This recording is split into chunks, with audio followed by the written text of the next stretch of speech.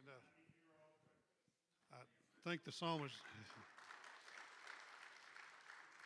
I think you're referring to what David said. He said, I was glad when they said unto me, let us go into the house of the Lord. Absolutely we are. But again, today we're so thankful to be in the house of the Lord with you, swiftly coming to the end of 2025. And I was thinking, my goodness, what an unusual time frame it is outside. Just a few more days of this and you'll look and see the little Easter flowers with their yellow heads sticking up if it don't change pretty quick. But the rumor is that there's going to be just a little bit of a transition in the weather tomorrow. But I'll just tell you, we're blessed to have a day like today. This is a day the Lord made. Not only should we rejoice in it, we should be glad in it. So I'm so thankful today of what the Lord has blessed us with, just another wonderful day of life.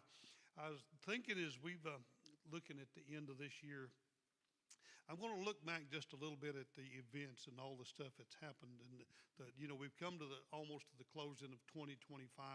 Anticipation about when it first started, what people's expectations was, but I'll just tell you, 2025 has been filled with just one disaster and catastrophe right after the other. And it seems to me like, and I don't know how you perceive in this, but it seems to me like that every year things just keep getting worse, and more natural disasters and more things that is taking place that we're just seeing the results of what it is that Jesus spoke about. In Matthew 24, it referred to it like this, and when all the situations was being confronted, and the disciples was asking, how's all this stuff going to come to pass? What's going to be the signs of the end? All the different things. He began to talk about this, and if ever that this world can see that we're living in what that prophecy or that prediction that Jesus Christ gave, we can see it today that we're living in. This is how that he referred to it, and I said in the book of Matthew, and he referred to it like this, about all the things that is going to take place. But this is also how he put it into a perspective. He said, when you see all these things coming to pass, this is the beginning of sorrow. And we look and we see all the devastation. We just kind of look at it from our own perspective about being in the United States of America. But there's disasters and catastrophes that's taking place all across the world. California burnt down, and now California is flooded out. We've seen floods in our community. We've seen tornadoes that has devastated our neighboring county right here, and people lives lost. And this is 2025. We're blessed in our little immediate community, but can you imagine the devastation if that same tornado that came down through London would have come out to Brush Creek Ridge? Would we have known what it felt like to see people's homes lost, their lives lost?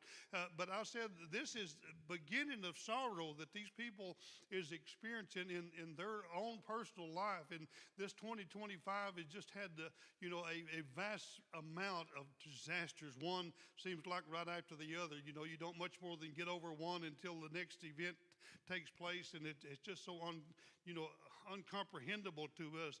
But not only did it tell us that, this is what is taking place, seems to me like, that's being more than just the beginning of sorrow. This is also taking place, and it is not the beginning of sorrow that he spoke about after all these wars and all the different things. But this is how he spoke about this in Matthew 24, and beginning at verse 9. And we're seeing the results of this not only in our United States, but around the world. We're seeing the results of this. He said, they shall deliver you to be afflicted. They're going to kill you, and you shall be hated of all nations for my name's sake.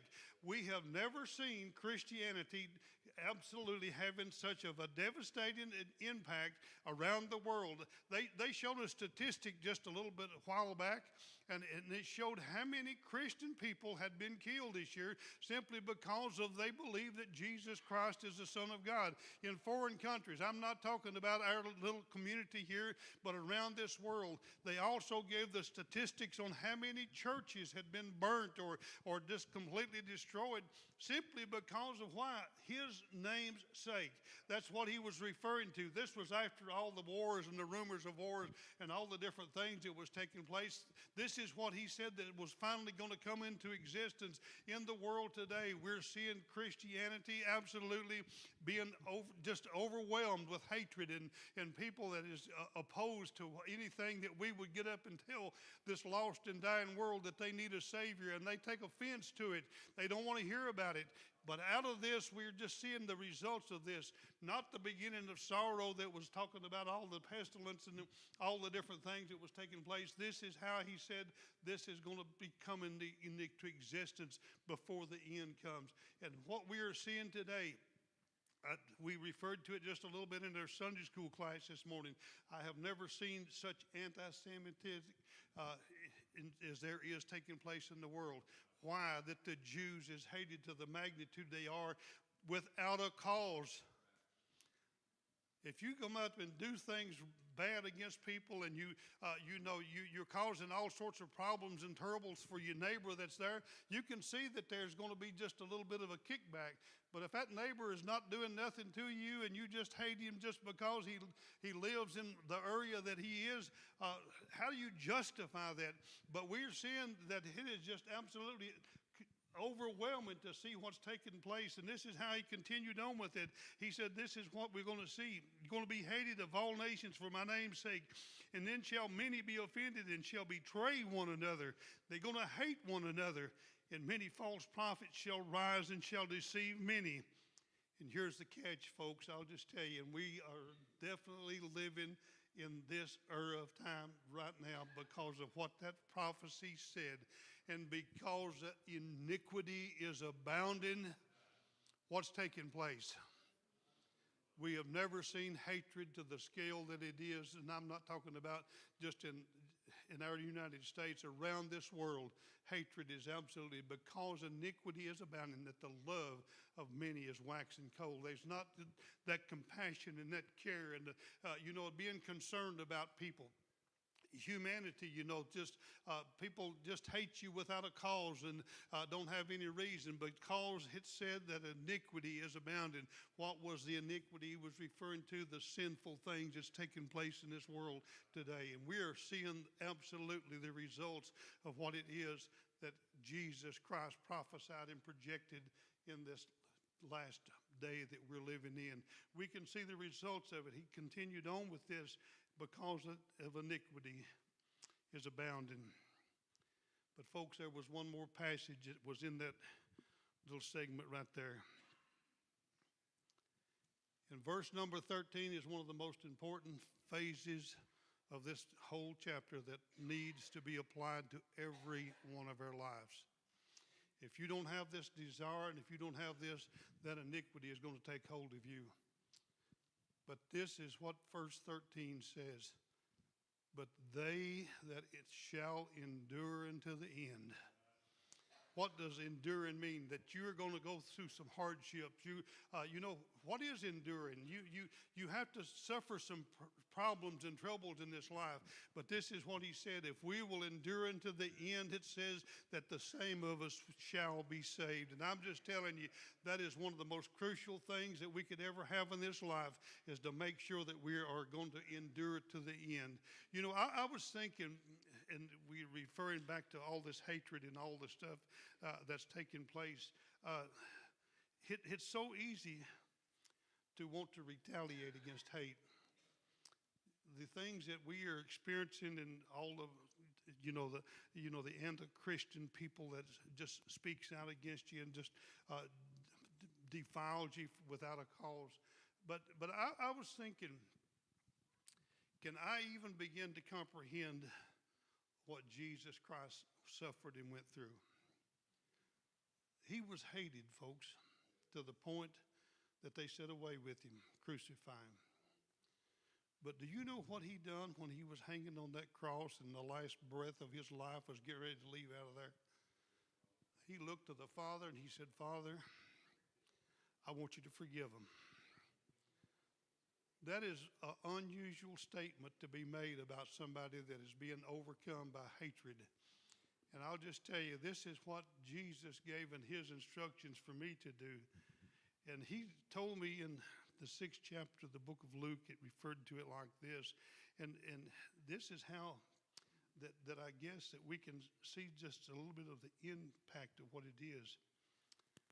Jesus told us, he said, I say unto you which hear, love your enemies. Do good to them that hate you. He's putting a lot of pressure on human beings. Love your enemy. Do good to the people that hate you. And I said, this is exactly what Jesus Christ, if I call myself a Christian and try my best to live according to the values that Jesus done, when they was crucifying him, he said, forgive them. They don't know what they're doing. He loved the people even though that there was hatred that was coming against them. He continued on with this. He said, I want you to love them that hate you. And he said, bless them that curse you. Now, you're talking about a hard thing to do, folks. I'll just tell you, when you're confronted with somebody and they stand up in your face and point their finger right at you and, and threaten you with that fist and do all sorts of things, it's hard to say, brother, we're going to pray for you. We're doing our best for you. If you're not careful, the flesh will rear its ugly head and begin to want to retaliate and get back. He said, I want you to bless them that curse you. Pray for them that despitefully use you. That fellow that slaps you on the one cheek. This is instructions, folks, that was given to us. Turn ye also the other one to him. If he takes away your cloak, forbid him not. Asked him, is that all you need? You need the coat too, go with it. I'm just telling you, this is what the instructions was, that we need to live according to what this last day that we as men is going to hate you just because we're Christian people. And I'll just tell you, Christian people, we can say what we want to, but I'll just tell you, I'll never have the opportunity to get up and retaliate and cause this opposition that was taking place in the world. He wanted me to do this. Give every man that asked of thee, and to him that taketh away thy goods, ask him not again. And he said, this is a golden rule. This is how that I need to treat humanity that's around me. He said, and as ye should have that men should do to you, do ye also them. Now you think about what that was referring to. The golden rule was that we do unto others as they would want us to be done to. If we can live that kind of a life, hold up that kind of a standard, I'll just tell you, I think that we'll be well pleasing in the sight of the Lord today. I was thinking, and again, I said there was just so many things that Jesus experienced when he was there. That, the people that done all the striping on his back and the crucifixion, the pain, the agony, putting that crown of thorns upon his head. Can't even begin to imagine how painful that had to be. But still, yet he didn't retaliate, and he, not to the level that we will ever have the ability to do.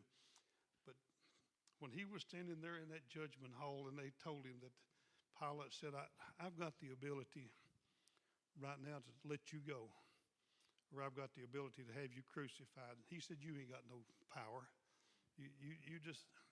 That's just your perception. You think you've got that kind of authority, but he said you don't have. You ain't got nothing that God does not give you. But this is what Jesus Christ had at his disposal. He said, right now, presently, currently, I can call more than 12 legions of angels to deliver me out of this. And you know what? Humanity that we have got in us today, if we wouldn't have had that, if we'd had that opportunity, it's a very good possibility that we would have summoned them. Get me out of this mess. But he said, I've got the authority right now to summons more than 12 legions of angels, and they would come and deliver me if I called upon them. But he was obedient to death, even to death of the cross. Because why? Because he loved me. He loved me to the point, even though that the humanity despised him, they hated him, they had nothing for him, he still loved humanity enough that he gave his life for them. No wonder that it tells me the passage that greater love hath no man than this, You could never exceed the love that Jesus Christ expounded into humanity, that a man would lay down his life for his friends. I'll just tell you, some of the hardest things that we could ever comprehend was given for us to do in this.